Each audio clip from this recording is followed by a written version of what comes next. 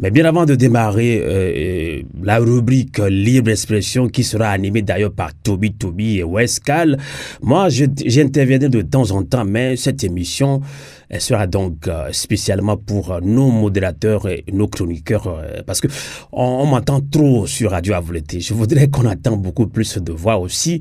Wescal, si tu le permets, moi, Mélancolie de l'opprimé, un livre qui va sortir le 15 de ce mois d'avril.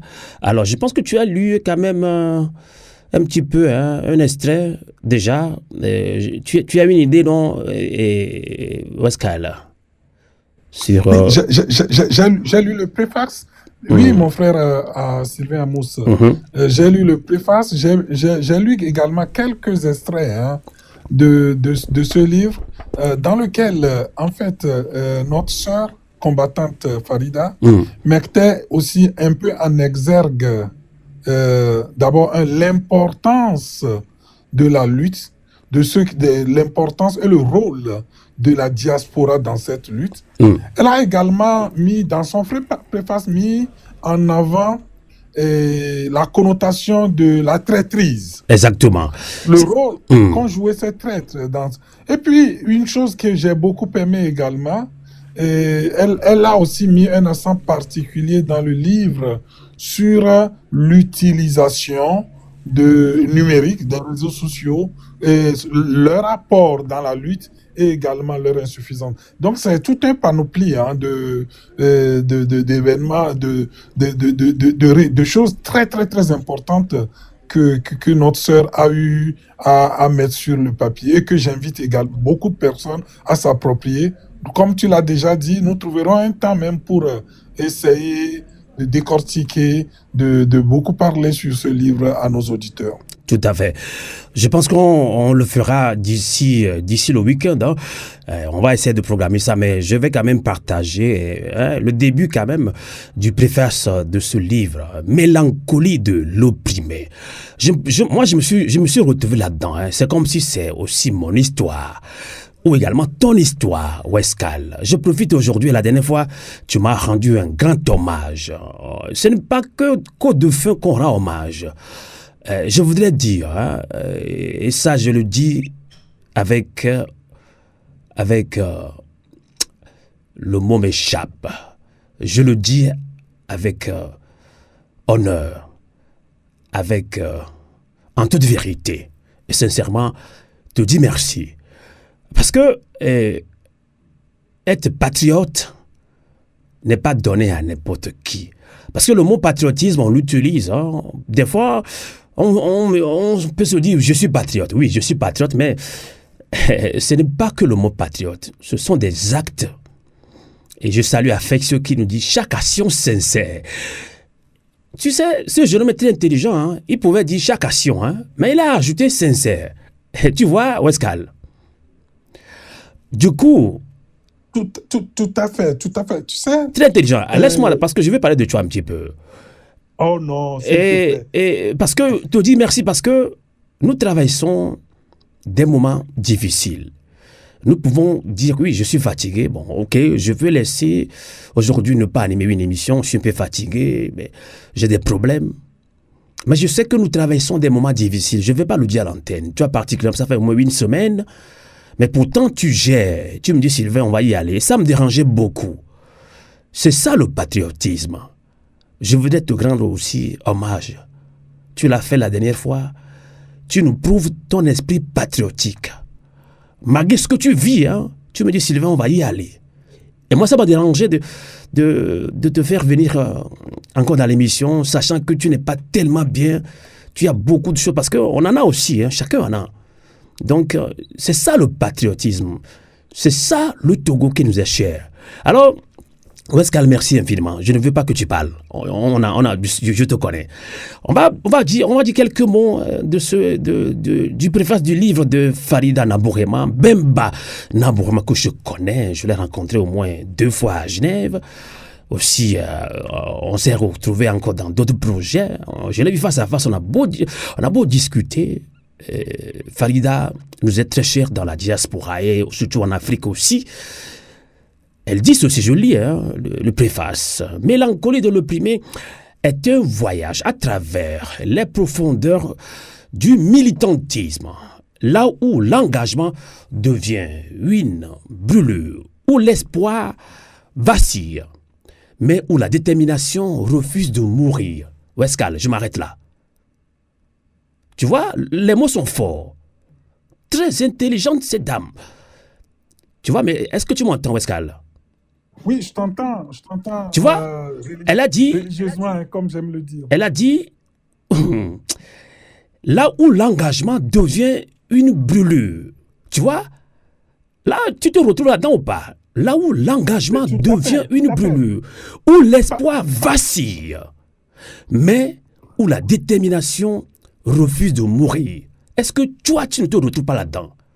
Moi, je me retrouve là-dedans.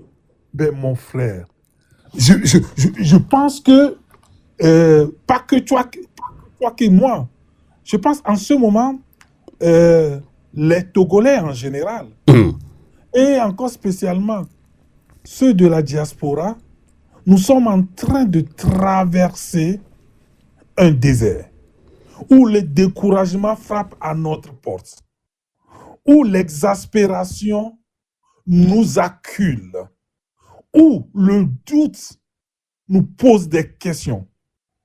Mais l'amour pour la lutte, tu parles souvent du patriotisme, je suis d'accord, mais l'amour pour notre chère nation, le Togo, notre soif de changement, notre désir ardent de voir ce Togo nouveau, fait que nous laissons de côté non seulement nos problèmes personnels, mais également et surtout notre soif de démocratie, malgré que la situation est difficile, malgré que tout est compliqué, malgré même que, écoute, des fois, nous sommes des humains, on se pose des questions sur cette lutte. Non, on est résilient.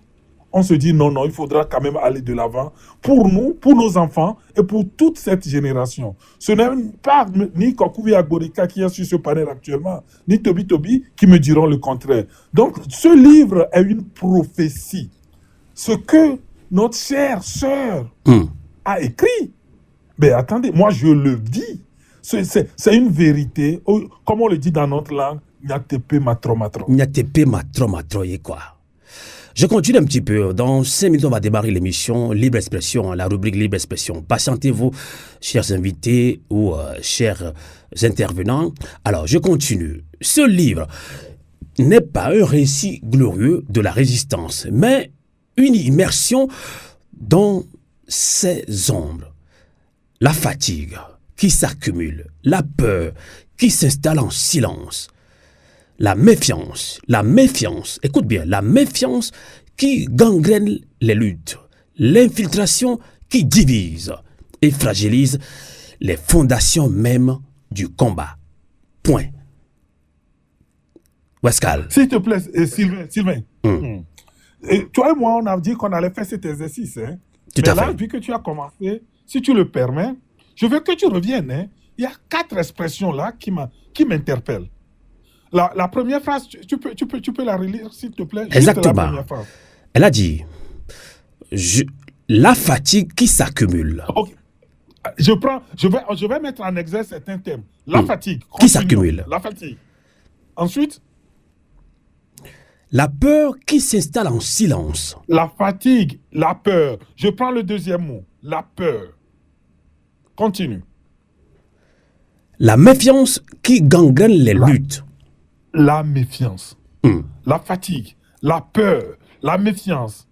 Le quatrième, l'infiltration qui divise. L'infiltration. Vous savez, je pense que notre sœur. Non, Maunami nyon vion quoi. A fait une chirurgie. Maunami. Donc Amidola a voulu. Actuellement, ces 4 termes, ces 4 expressions sont une réalité que nous vivons. Qui n'a pas peur, non seulement du régime, mais de ses collaborateurs. Hein? On a peur de tout le monde. Cette lutte nous a... L'usure, le temps a fait qu'on a peur. Ceux qui sont au Togo ont peur. Ceux qui sont dans la diaspora ont peur. Et qu'est-ce qui fait ça? L'usure, L'usure. la méchanceté du régime fait que nous avons peur. Elle a également parlé de quoi? De la fatigue. Mais Sylvain, la lutte a tellement duré. D'aucuns se sont tellement sacrifiés. Les gens ont perdu tellement de ressources, que ce soit ressources financières, que ce soit leur propre implication, à tel point que nous sommes fatigués. Même nos compagnes, nos enfants, nos femmes nous disent, ben, c'en est trop. On est fatigué. Il faut l'admettre, n'est pas une faiblesse. On est fatigué. Une fatigue mentale, une fatigue psychologique et une fatigue physique. Tellement la lutte a duré. Mais nous sommes toujours debout. Et c'est ce qu'elle nous demande. Debout. À vous l'été. À vous l'été. Et elle a parlé de quoi? Non, mais attends. On va revenir. On va laisser sur leur soif nos auditrices et auditeurs aujourd'hui.